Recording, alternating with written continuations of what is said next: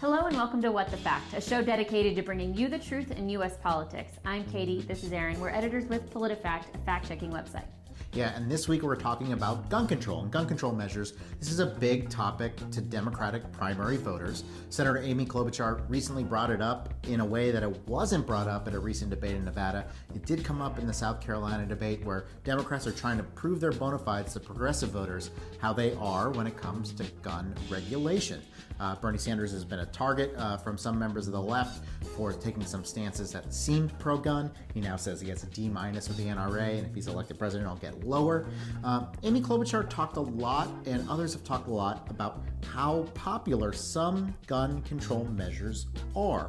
One of them, universal background checks. We're going to deal with that in a fact check coming up. But for now, we want to get a sense of where are we on this issue. President Trump has signaled support and then opposition to the idea, and there is a bill in Congress. But a lot of states have taken action too. So to help us get a lay of the land, we're turning to Newsy to help us understand the situation. Background check laws are arguably one of the most talked about types of gun legislation. So what's the status of those laws today, and what proposals exist to change them? Right now, federal law requires a background check for anyone trying to buy a gun from a federally licensed firearms dealer. Those checks are run through the National Instant Criminal Background Check System, known as NICS.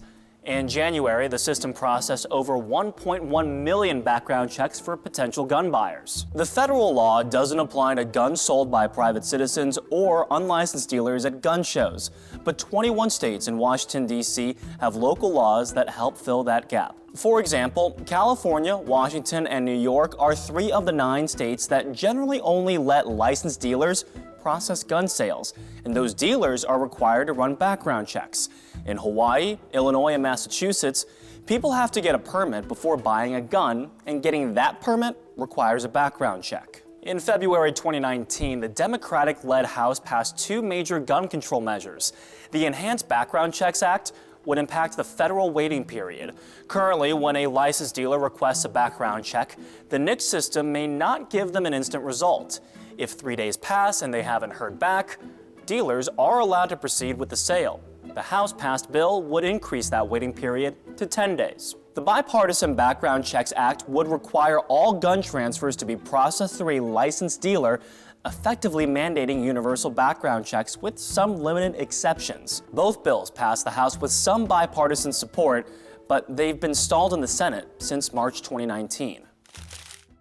Okay, so Katie, that's where things stand today. Now, Amy Klobuchar recently made comments talking about support for universal background checks, singling out 2 potential voting blocs, people who supported Donald Trump and hunters, groups you might think would oppose gun regulations.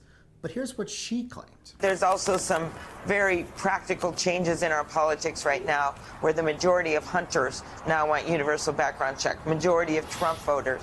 There's absolutely no reason we shouldn't be moving on it. All right, Katie, so one of the things we do a lot at PolitiFact is look at polling data to see if politicians are making claims that are backed up by the math, by the interviews.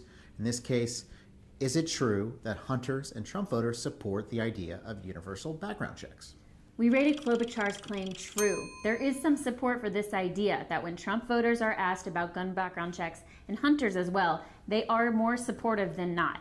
They're not quite as supportive as Republicans overall, Democrats overall, or American voters overall, but the support is there and it's pretty high. Now, the one thing I will say is that we couldn't find a ton of polling on this issue. But for Trump voters, we did find 2 nationally respected polls that were conducted in the summer of 2019. It's pretty recent. They were conducted after the twin shootings almost in Dayton and El Paso. And so basically what the polling shows is that they are open to the idea. They weren't asked about a specific measure, but they are open to the idea. As for hunters, the polling is even more limited and it's actually a bit older. We found a poll going back to 2013 of hunters on this issue, and we did find majority support once again to the idea, 77%. Now, there's a bit of a caveat with that because these hunters were also very open to the idea of exempting certain kinds of private gun purchases, especially between family members. Yeah, so I think the thing here that probably we need to kind of crystallize is there's a lot of support for this issue, but it's not happening in Congress. And why is that? Well, really, is it an issue that people are going to the ballot box or going on election day to vote for? And I think the people who are kind of opposing these restrictions are betting not, and largely, right now, they've been correct. Now, there's groups out there like the Parkland group, like the group that's being supported by Michael Bloomberg, who are trying to change that, but we'll see if it really matters when it comes to issue voting in November. You can see all our fact checks at politifact.com, and until next week, I'm Aaron, this is Katie. Take care.